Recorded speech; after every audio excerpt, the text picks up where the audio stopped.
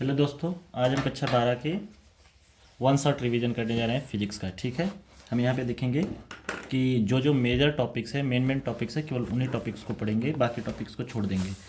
ये केवल रिवीजन है। ठीक है, तो रिवीजन के तौर पे इसको देखिएगा। सबसे पहले बात आती है वैद्युत आवेश। तो वैद्युत आवेश क्या है?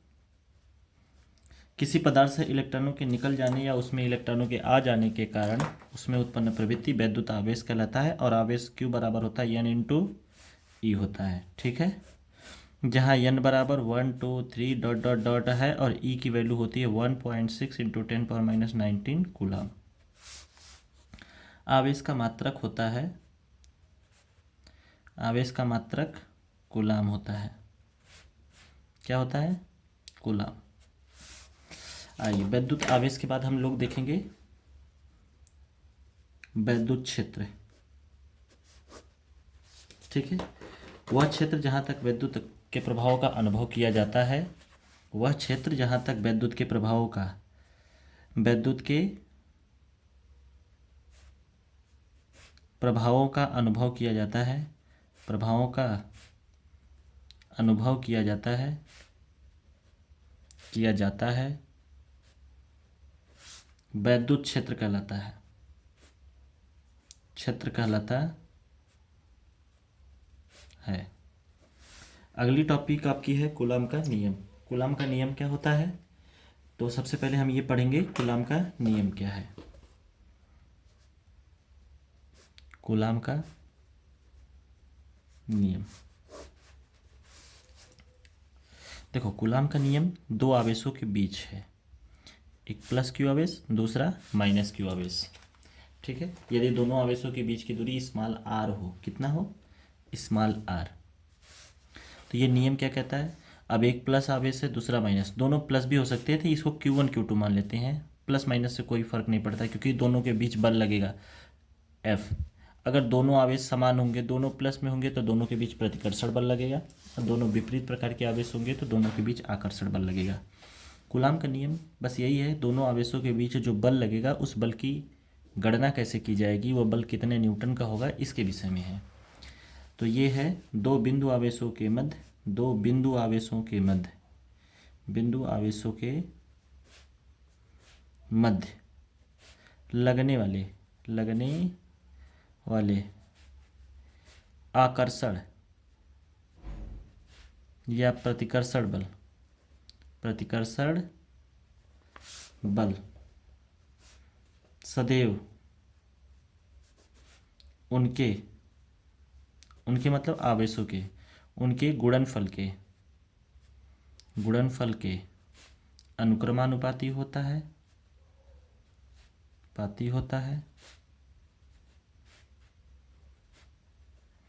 तथा बीच की दूरी के वर्ग के व्युत्क्रमानुपाती होता है।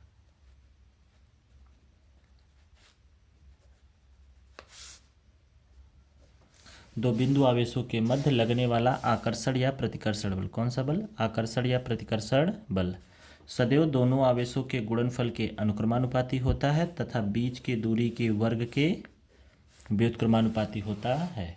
यानी Q1 और Q2 के बीच जो बल लगेगा F, ये इन दोनों के गुणनफल के अनुक्रमानुपाती यानी Q1 × Q2 तथा बीच की दूरी r है, r के वर्ग के व्युत्क्रमानुपाती होता है। F बराबर प्रोपोर्शनल हटाते हैं, एक नियतांक k लगा देंगे, Q1 Q2/r²। अब k के बारे में बताएंगे कि k क्या है। k एक नियतांक है, ठीक है, जिसका मान होता है k बराबर 1/4πε0, या इसका गिनती में अगर अंकों में मान देखा जाए तो 9 × 10⁹ न्यूटन मीटर स्क्वायर, नहीं, कूलाम का स्क्वायर प्रति न्यूटन मीटर स्क्वायर। अच्छा, ये एप्सिलॉन नॉट क्या है? ये माध्यम की परावैद्युतशीलता है। ठीक है, एप्सिलॉन नॉट माध्यम की परावैद्युतशीलता है और इसका मान होता है, एप्सिलॉन नॉट का मान कितना होता है? 8.85 × 10⁻12 कूलाम का स्क्वायर प्रति न्यूटन मीटर का स्क्वायर। ठीक है, ये है आपका कूलाम का नियम। कूलाम का नियम क्या है? दो बिंदु आवेशों के मध्य लगने वाला आकर्षण तथा प्रतिकर्षण बल सदैव दोनों आवेशों के गुणनफल के अनुक्रमानुपाती तथा बीच के दूरी के वर्ग के व्युत्क्रमानुपाती होता है। यानी F is proportional to Q1 Q2 upon R square. Proportional हटाएंगे, बराबर का चिन्ह लगाएंगे, F बराबर के Q1 Q2 अपन R का स्क्वायर। ठीक है, अब आगे चलेंगे और अगला प्रश्न हमारा है कि कूलाम का नियम जो है, जो हमने पढ़ा है कूलाम का नियम, इसकी लिमिट क्या है? लिमिटेशन। कूलाम के नियम की सीमाएं, सीमाएं क्या है? कूलाम के नियम की क्या सीमाएं हैं? तो देखो बच्चों, पहला सीमा तो यही है कि ये जो नियम लगेगा स्थिर आवेशों के मध्य लगेगा। स्थिर आवेशों के मध्य लगने वाले बल की गणना करता है।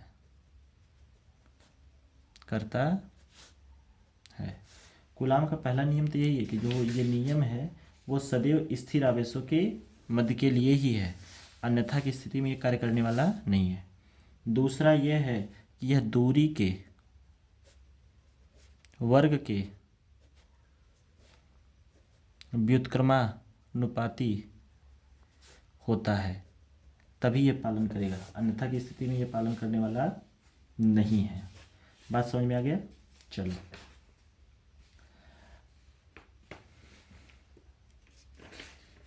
अब आगे हम लोग चलेंगे, देखेंगे सतत आवेश वितरण।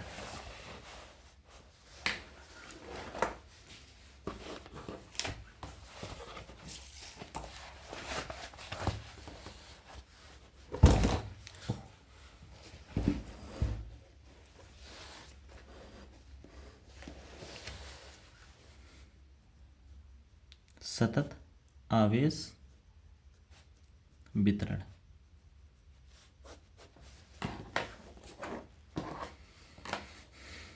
आवेशों का एक समान रूप से वितरण सतत आवेश वितरण कहलाता है। आवेश वितरण कहलाता है। आवेशों का एक समान रूप से वितरण सतत आवेश वितरण कहलाता है। आवेशों का एक समान रूप से वितरण सतत आवेश वितरण कहलाता है। ठीक है, ये तीन प्रकार से होता है। पहला रेखीय आवेश वितरण ये क्या होता है? लंबा किसी वस्तु के लंबाई के अनुदिश आवेशों का वितरण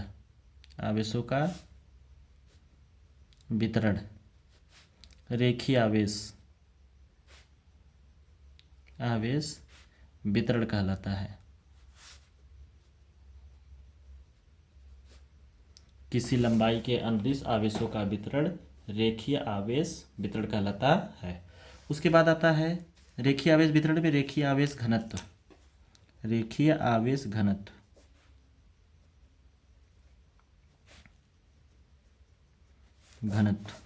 ये क्या होता है? तो एकांक लंबाई में उपस्थित आवेशों की मात्रा रेखीय आवेश घनत्व कहलाता है।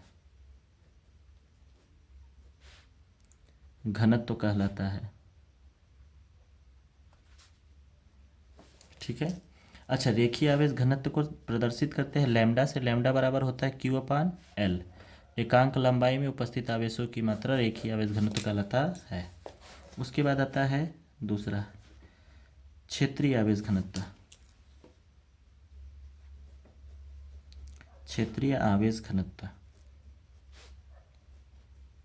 केवल आप एक बार इन टॉपिकों को देख लेंगे, आपको सब याद हो जाएगा। क्षेत्रीय आवेश घनत्व तो क्या है? जैसे आपने लिखा लंबाई के अनुदिश, यहाँ पे लिखेंगे एक क्षेत्रफल, क्षेत्रफल पर एक समान रूप से, एक समान रूप से आवेशों का वितरण, आवेशों का वितरण क्षेत्रीय आवेश, आवेश घनत्व कहलाता है।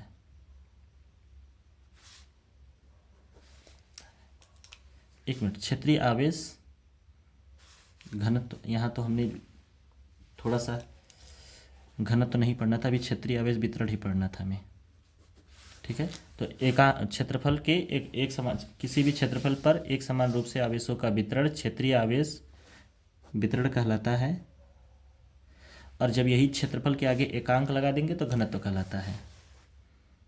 तो लिख देंगे क्षेत्रीय आवेश घनत्व।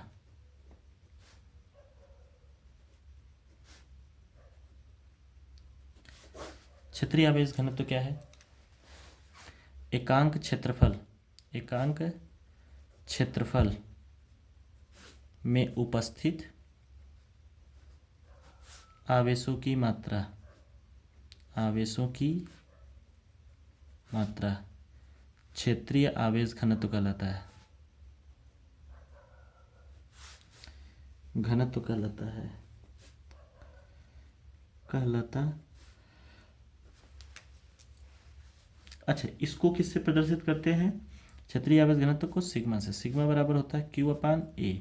दोनों में देखो, रेखीय आवेश घनत्व में भी ऊपर Q अपान यल था, नीचे लंबाई के अनुदिश था तो यल था, यहाँ क्षेत्रफल के अनुदिश है तो ए है। उसके बाद आता है आयतन, आयतन आवेश घनत्व, आवेश वितरण। एकांक एक समान रूप से, एक समान रूप से किसी वस्तु में आवेशों का वितरण, आवेशों का वितरण आयतन आवेश वितरण कहलाता है।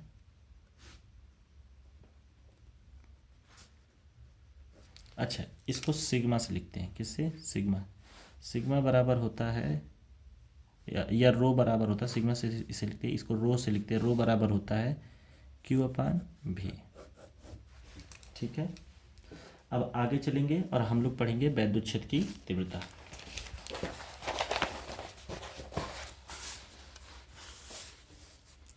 वैद्युत क्षेत्र की तीव्रता,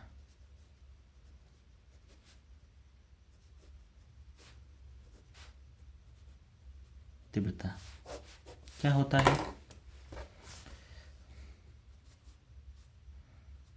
वैद्युत क्षेत्र के अंतर्गत, वैद्युत क्षेत्र के अंतर्गत एकांक आवेश पर, आवेश पर लगने वाला बल, बल वैद्युत क्षेत्र की तीव्रता कहलाता है। तीव्रता कहलाता है। वैद्युत क्षेत्र की तीव्रता कुछ भी नहीं है, यह एक वैद्युत बल है। यानी वैद्युत क्षेत्र की तीव्रता को ई से लिखते हैं, ई बराबर एफ है। वैद्युत क्षेत्र की तीव्रता और कुछ भी नहीं है, यह एक वैद्युत बल है।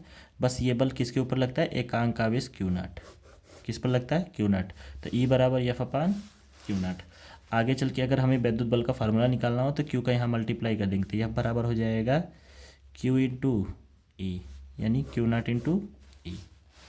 इसके मात्रक की बात करें, इसका मात्रक क्या होगा? तो इसका मात्रक होगा, बल का मात्रक न्यूटन प्रति आवेश का मात्रक कूलम। ठीक है, यहाँ तक समझ में आया? आगे चलते हैं। वैद्युत विभव,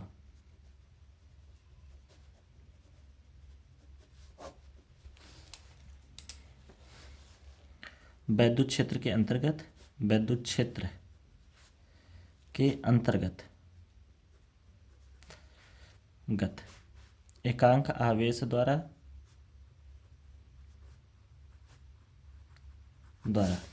किया गया कार्य वैद्युत विभव कहलाता है।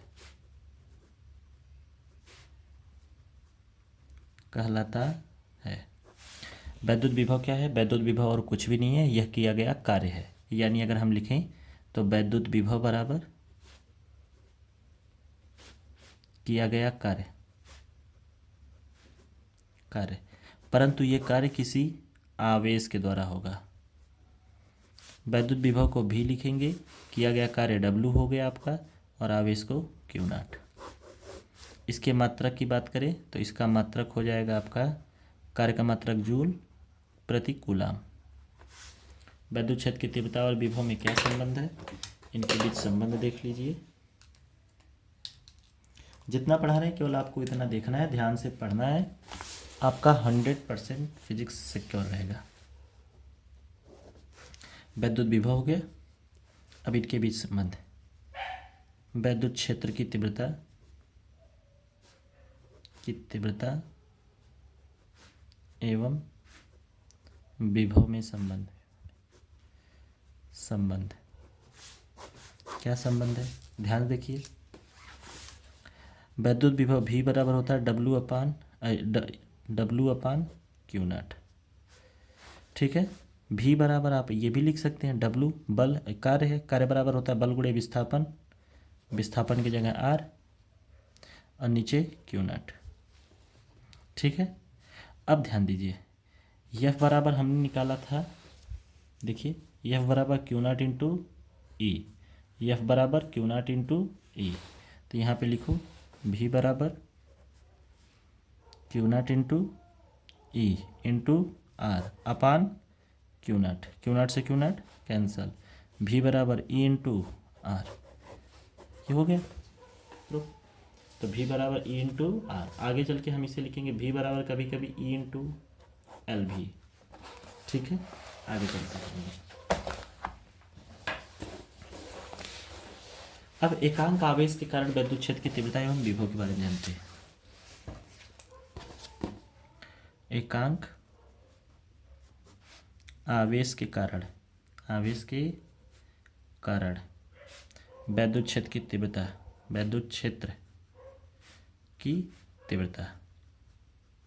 ध्यान देखो, वैद्युत क्षेत्र की तीव्रता की परिभाषा से E बराबर होता है F अपान Q0। Equation number first, coulomb के नियम से कूलाम का नियम क्या है? F बराबर K Q1 Q2 upon R square, लेकिन 1 2 की जगह Q0 और Q लिखेंगे। इक्वेशन नंबर 2 का वैल्यू 1 में रखने पर फ्रॉम 1। तो E बराबर जहाँ F लिखा है वहाँ लिखो K Q0 Q upon R square, अब पूरे के बटे Q0 से Q0 कैंसल, E बराबर हो जाएगा K Q upon R square equal to K का वैल्यू होता है 1/4 pi epsilon naught into Q upon R square. यह है एकांक आवेश के कारण वैद्युत क्षेत्र की तीव्रता। ठीक है, आगे देखिए। अब एकांक आवेश के कारण वैद्युत विभव,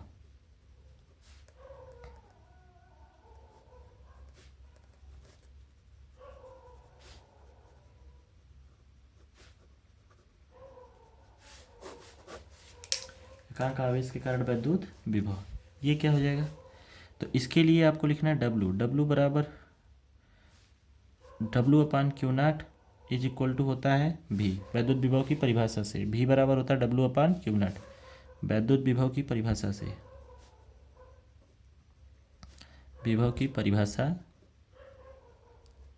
से अभी हमने आप पढ़ा था V बराबर होता है F इंटू आर, और W की जगह पे F into R upon Q0। Coulomb का नियम, F की वैल्यू रखो, तो V बराबर यहाँ भी लिखना है K Q0 upon R square into R और पूरे एक बटे Q0।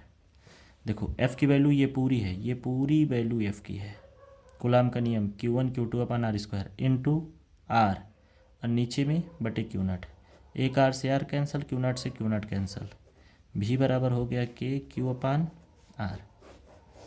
ठीक है, चलिए आगे चलते हैं। बहुत ही स्लो पढ़ा रहे हैं हम आपको ऑनलाइन में, क्योंकि हमें पता है कि यही एक ही वीडियो में ही आपको सब समझना है, लिखना है और आगे पेपर भी देना है। समय बहुत कम बचा है। आगे चल के जब आपकी ये स्पीड बन जाएगी तो मैं आगे चल के स्पीड को कुछ ज़्यादा तीव्र कर दूंगा, जिसके कारण हमें सब चीज़ देखते हुए चलना है पड़ेगा। अगली टॉपिक आपकी है वैद्युत स्थितिज ऊर्जा।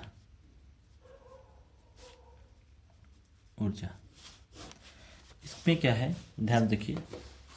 वैद्युत स्थितिज ऊर्जा क्या होती है? तो वैद्युत विभव की परिभाषा से एकांक आवेश के कारण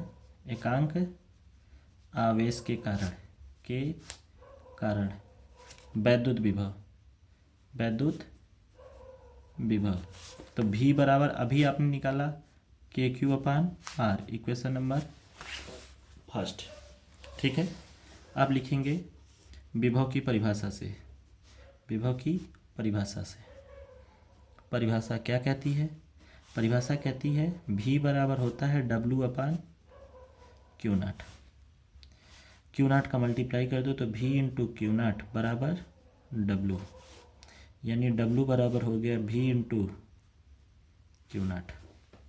इक्वेशन नंबर 2, समीकरण 1 का मान 2 में रखने पर, 1 का मान 2 पे रखने पर, जब 1 का मान 2 में रखेंगे तो जहाँ लिखा है V वहाँ पे आप रख देंगे, तो W बराबर हो जाएगा, V की वैल्यू रखेंगे यहाँ पे तो ये हो जाएगा K Q upon R into Q naught, यानी W बराबर हो गया के क्यू नाट अपान आर। ऊर्जा की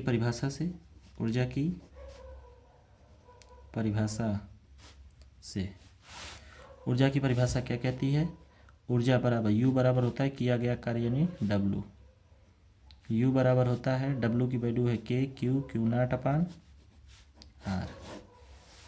ठीक है, आगे चलते हैं। अब हमारा जो अगला टॉपिक आने वाला है वो बहुत ही इम्पोर्टेंट है, उसे बोलते हैं वैद्युत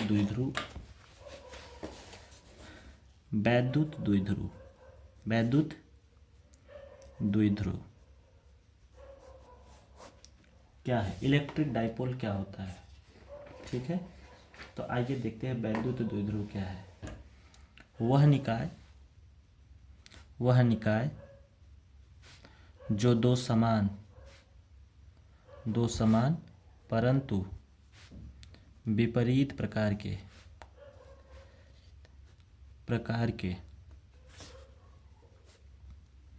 आवेशों से मिलकर बना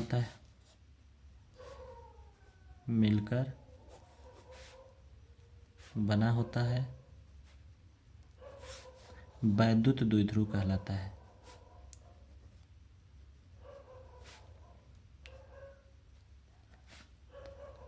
वह निकाय जो दो समान परंतु विपरीत प्रकार के आवेशों से मिलकर बना होता है वैद्युत द्विध्रुव कहलाता है। इसका मतलब क्या है? इसका मतलब सीधा सीधा है, एक प्लस क्यू आवेश है, दूसरा माइनस क्यू आवेश है। दोनों आवेश समान होंगे, दोनों क्यू होंगे। जैसे इधर 2 कूलाम है तो इधर भी 2 ही कूलाम होगा, बस फर्क कितना होगा, पहला प्लस में होगा तो दूसरा माइनस में।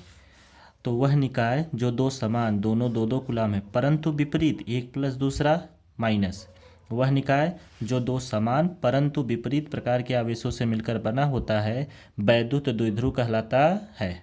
ठीक है, अच्छा, वैद्युत द्विध्रुव कहलाता है। और इनके बीच की दूरी अल्पतम होती है।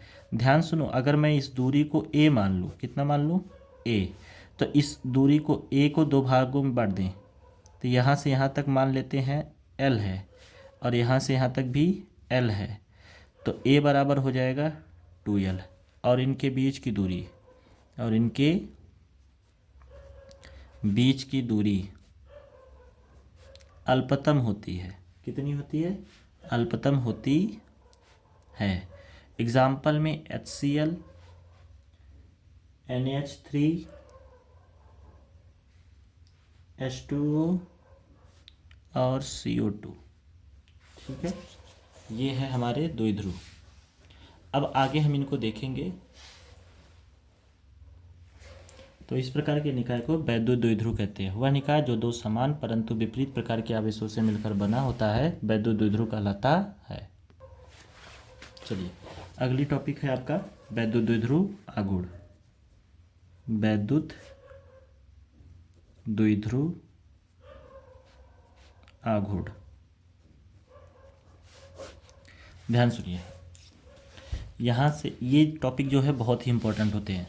वैद्युत द्विध्रुव आघूर्ण क्या होता है? दोनों आवेशों में से किसी एक आवेश, वैद्युत द्विध्रुव निकाय के दोनों आवेशों में से किसी एक आवेश और उनके बीच की अल्पतम दूरी a के गुणनफल को वैद्युत द्विध्रुव आघूर्ण कहते हैं। तो देखो, वैद्युत द्विध्रुव निकाय के दोनों आवेशों में से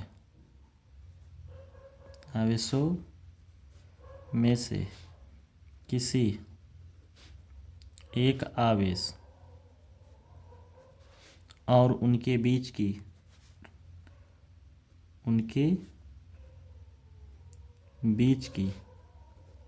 अल्पतम दूरी के गुणनफल को वैद्युत द्विध्रुव आघूर्ण कहते हैं। वैद्युत द्विध्रुव आघूर्ण कहते हैं मतलब दोनों आवेशों में से किसी एक आवेश को ले लो। तो मान ले Q को ले लिए और उनके बीच की दूरी अल्पतम दूरी A बराबर P। तो P बराबर Q इंटू A। P बराबर A की वैल्यू कितनी है? Q इंटू A की वैल्यू है 2L। तो P बराबर हो जाएगा 2QL। ठीक है, आगे अब यहाँ से हम 8 टॉपिक एक साथ लेके चलते हैं और इन 8 टॉपिकों पे अगर आपको वीडियो पसंद आएगा तो कहिएगा, आगे के टॉपिक को 8 टॉपिक को बताएंगे क्योंकि पेपर में आपके इन 8 टॉपिकों में से एक आएगा। तो आगे कंटिन्यू वीडियो रखने के लिए आप ज़रूर कमेंट करें। ठीक है, पहला टॉपिक क्या है? वैद्युत द्विध्रुव के कारण, वैद्युत द्विध्रुव के कारण अक्षीय स्थिति में वैद्युत क्षेत्र की तीव्रता एवं विभव। दूसरा, वैद्युत द्विध्रुव आघूर्ण के कारण सेम चीज, अक्षीय की जगह निरक्षीय स्थिति में फिर वही वैद्युत क्षेत्र की तीव्रता एवं विभव। फिर वैद्युत द्विध्रुव आघूर्ण के कारण, वैद्युत द्विध्रुव आघूर्ण के कारण अन्य बिंदु पर वैद्युत क्षेत्र की तीव्रता एवं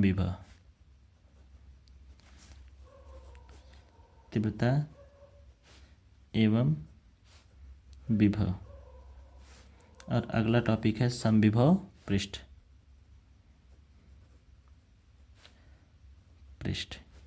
ये 9 टॉपिक है। फर्स्ट चैप्टर आपका कंप्लीट हो जाएगा। और अगर आप हमारे साथ बने रहेंगे, वीडियो पसंद आएगा तो अगले चैप्टर में अगले वीडियो में आपने कमेंट किया, अगर आप कमेंट करेंगे तो अगले जितने भी वीडियो बनाएंगे लगभग वो 2 से 2.5 घंटे के रहेंगे या 3 घंटे के हो सकते हैं, जिसमें फिजिक्स फर्स्ट पेपर की सारी थ्योरी कंप्लीट हो जाएगी।